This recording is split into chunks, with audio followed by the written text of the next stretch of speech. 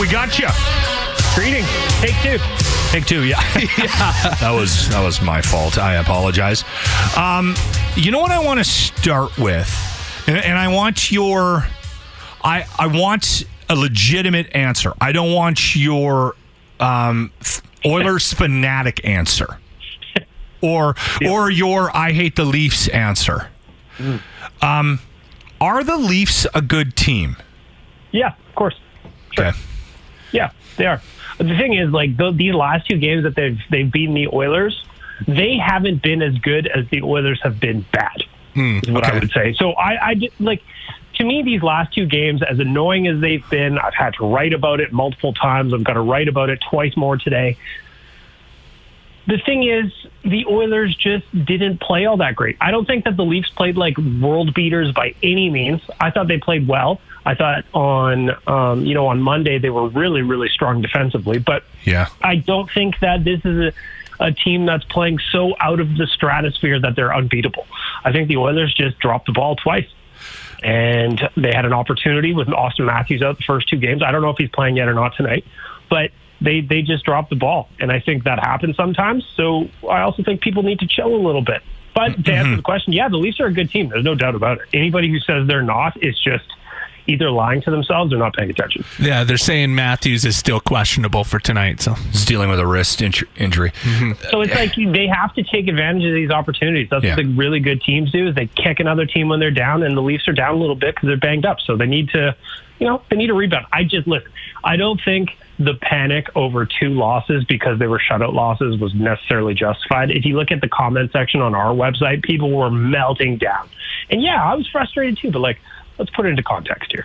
I'm second place in the division. Just relax. I'm with you.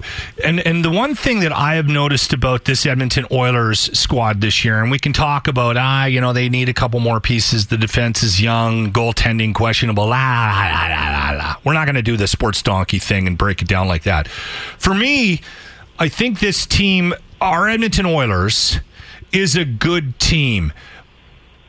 But they tend to take advantage of other teams' mistakes.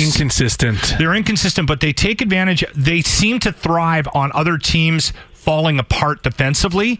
So if you play a solid defensive game against the Edmonton Oilers, it's going to be a tight matchup because there's going to be less opportunity for their big guns, our big guns, to pop a goal past the goalie, right?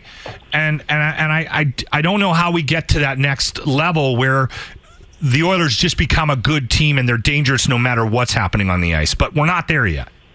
Yeah, I think it's a process, and I think they're going to work towards it. And, a little bit of confidence, a little bit of experience will help work out those issues. But here's the bottom line, at least from my standpoint. When you allow 2 goals on the first 2 shots of the game, it doesn't matter how good your team is. To me, I just look if you look at the body language of the players, how deflating is that?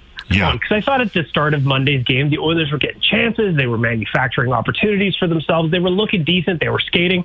But then the wheels fell off when Koskinen allowed 2 goals on 2 shots. It's very, very hard to win in the NHL when you put yourself behind by a pair of goals before the game's even 10 minutes old. So I got to also take that into account where, how frustrated must that have been for those guys? They would never say it, obviously. Nobody would ever say it. But, if you could go into a room and get a real honest answer, how dejecting is it to be down by 2 goals that quickly? Especially the goals that they did score, too. Like that glove side goal from, what's his name? The guy that makes cookies. Nylander, man, you're 12 feet tall. You got to stop those. How's it going over your shoulders? I don't know. Yeah, I was excited to see. It looks like they're bringing back the dry line, Draisaitl, Nuge, and Yamamoto tonight. Yeah, that's I saw that, and that's the line I was talking about earlier. Yeah, and then they got Chase on out tonight as well. So well, you know what? Old Alex cross-checks a guy to the face, and you have to sit down a game for that. It turns out you're not allowed to do that anymore. But no, I'm excited. I'm excited about the dry line to see if they can recapture some of the magic that they had last year. I think it would be unrealistic, probably, to expect them to go back to the heater that they were on when they got split up in the first place. But it is interesting that Dave Tippett finally acquiesced to all of our requests and put those 3 back together. Yeah, last year they scored 28 goals and only had 8 scored against them. So it was the best numbers in the league. Nuge is good defensively. Yeah. Well, it'll be interesting to see I got tonight. that stat from OilersNation.com, by the way. Thank you very much. Thank you very much. Every now and Baggedmilk. then we do something correctly. So tonight, and I don't know how superstitious you are, but I have actually been jinxing the Oilers with my tweets over the last couple of months. So the last game on Monday, I sort of put the tweet bag away. Yeah. I thought, you know what? I'm just going to leave it alone because I've been screwing up this team when I've been tweeting. And then I didn't tweet on Monday and they still lost. So it's back on tonight. You're tweeting? Yeah. Yeah, you got to do it. I'll be live tweeting the game. We've got to get the universe back in line with where we need it to be. It's amazing how a week can change things.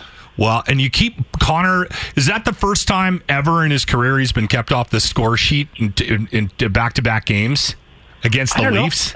I don't know that offhand, but there can't be very many times where that's happened before. And I'll tell you one thing: if you're a degenerate gambler like me, I am betting the over on tonight's game. I imagine Connor's going to be upset.